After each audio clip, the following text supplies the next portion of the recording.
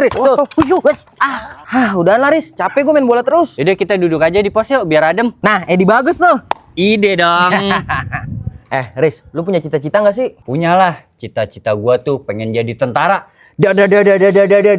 Anjay, keren lu. Pasti gagah dan pemberani ya. Yoilah, kalau lu punya cita-cita juga nggak? Gua ada sih cita-cita, cuma gua nggak tahu kesampaian apa enggak. Emang apaan cita-cita lu? Gua pengen jadi... Woi, Li!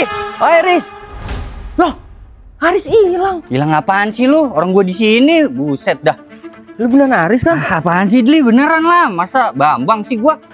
Lu jangan bercanda, Riz. Gue serius nih. Ya, iya, gua juga serius. Ini gua Haris. Lu kenapa sih? Gua dari tadi udah main bola di lapangan sama lu, Riz. Terus habis main bola, kita ngobrol berdua di sini. Kok tiba-tiba lu bisa keluar dari sini sih? Li, tadi kan gua kabarin di WA kalau gua tuh mau makan dulu. Lah ini gua baru dateng.